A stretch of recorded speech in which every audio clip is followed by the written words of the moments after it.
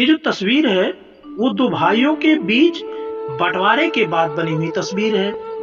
बाप दादा के घरों की दहलीज को जिस तरह से बांटा गया है, यह हर गांव के घर की असलियत को भी दर्शाता है। दरअसल हम गांव के लोग जितने खुशहाल दिखते हैं ना, उतने हैं नहीं। जमीन के केस, पानी के केस, खेत मेड़ के केस, रास्ते के केस, मुआवजे के केस, बंजर तालाब के केस, झगड़े ब्याह, शादी ब्याह के झगड़े, दीवार के केस, आपसी मनमुटाव, चुनावी रंजिशों ने समाज को खोखला कर दिया है।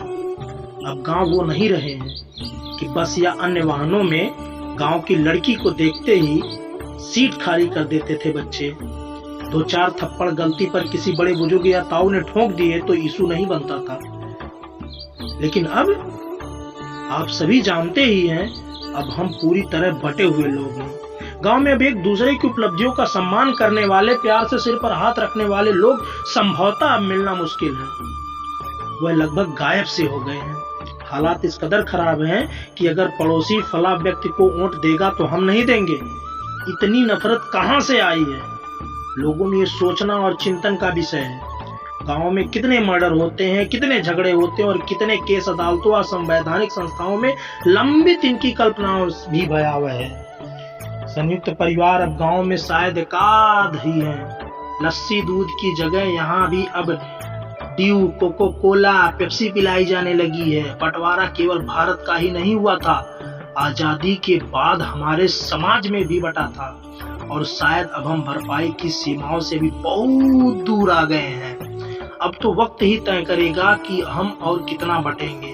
यूं लगने लगा है जैसे आम आदमी के मन में ईर्ष्या भरा हुआ एक फुसफुसाहट, जहां लोग छप उठाने की हंसी हंसी में सैकड़ों जुट जाया करते थे, वहां इकट्ठे होने का नाम तक नहीं लेते हैं। एक दिन यूं ही बातचीत में एक मित्र ने कहा कि जितना हम पढ़े हैं, दरअसल हम उतने ही बेईमान व संकीर्ण बने हैं। गहराई से सोचो, ये बात सही लगती है कि पढ़े लिखे लोग हर चीज को मुनाफे से तौलते हैं और यही बात समाज को तोड़ रही है। मुझे नहीं पता ये पोस्ट सबकी कैसी लगी है, यदि कुछ गलत लिख दिया हूं तो माफ कर देना। यदि आपको लगता है कि पोस्ट आज की तरह सच्चाई बता रहा है तो कमेंट करके जरूर बताना गुड या बैड दोनों में से कैसी है। मिलते हैं नेक्स्ट वीडियो में, तब तक के लिए आप सभी को जय हिंद।